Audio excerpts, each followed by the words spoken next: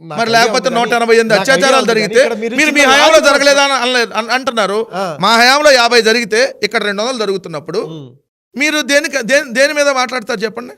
అరే మీరు అడిగినా చెప్పండి. శాంతి భద్రతలు సరిగ్గా లేవు అన్నారు. 50 జరిగినప్పుడు బాగోలా, 200 జరిగినప్పుడు బాగోలా. శాంతి భద్రతలు సరిగ్గా లేదు అని మీరే అంటున్నారు.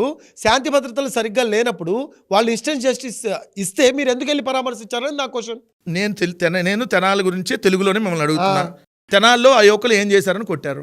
కారణం ఏదైనా నేను అదే అంటున్నాను. ఆ యువకులు ఎటువంటి ఇష్యూ చేశారనేది పక్కన పెడితే అక్కడ జస్టిస్ విషయంలో ఏం చేస్తున్నారు. కానిస్టేబుల్ కి వాటాల విషయంలో తేడా వచ్చి కొట్టారు. ఇక పచ్చిగా చెప్పాలా, ఈ రాష్ట్రంలో పోలీసులు ఎంత నీచంగా ప్రవర్తిస్తున్నారో. వాళ్ళు నిజంగా గంజాయి అమ్మారు అనుకో, ఆ గంజాయి వాటాలో కానిస్టేబుల్ కి తేడా వస్తే వాళ్ళు వచ్చి మీకు చెప్పారా? మీకు చెప్పారు, మీకు చెప్పలేదు కదా, మరి మీకు కూడా చెప్పలేదు కదా. మీకు ఎలా తెలుస్తాయి ఇవన్నీ? అదే తెలుస్తాయి అంటే సార్ మేము పొలిటికల్ ఫీల్డ్ లో ఉన్నాం, ఎంక్వైరీ చేయకుండా మీలాగా వచ్చి వేగ్గా మాట్లాడడం కదా. ఎందుకు 188 అత్యాచారాలు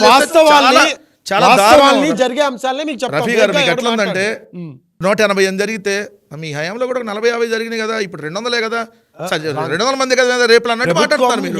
ఎంత ప్రతిష్టాత్మకంగా తీసుకొని చేసే ప్రయత్నం చేస్తున్నా జరుగుతున్నాయి, వాటిని సరిదిద్దే ప్రయత్నం చేస్తున్నారు. 2047 చేస్తారంట సరిదిద్దే ప్రయత్నం. అప్పుడు దాకా రేపులు మర్డర్లు ఎన్నైనా జరగని.